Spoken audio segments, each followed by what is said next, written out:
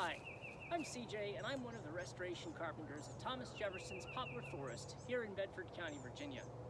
When you think of Thomas Jefferson, Poplar Forest, and Monticello, you might think of the beautiful carpentry work done on the inside of those buildings. What you might not think of is the kind of carpentry it took to clear the land at his nearly 5,000 acre estate at Poplar Forest here in Bedford County. Well, in order to do that, he had groups of carpenters, usually young, strong, enslaved men, with axes come through, and they did everything from cut firewood, make split rail fences, and build enslaved cabins.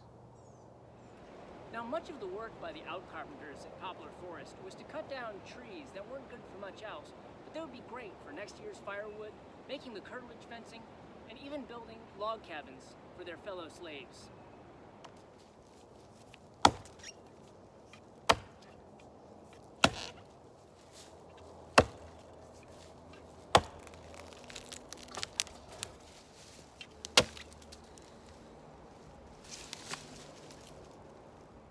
Now, this tree isn't much and certainly wouldn't be used for the joinery around the house, but it wouldn't go to waste. It still would have been used here in the plantation, whether it was for making fires for cooking, heating, making the curtilage fencing, or even just used around the enslaved communities. Now, once a small sapling like this was taken down with an axe, it would then be bucked to length.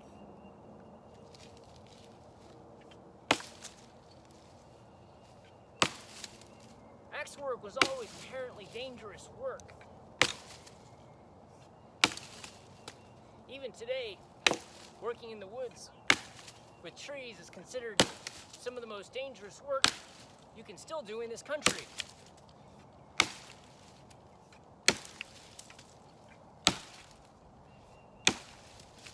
You've got terrific forces of weight and gravity. Of course, these trees are filled with water, so it makes them enormously and dangerously heavy. And then you're dealing with extraordinarily sharp, fast-moving tools. So no doubt the men who did this work had to be pretty tough.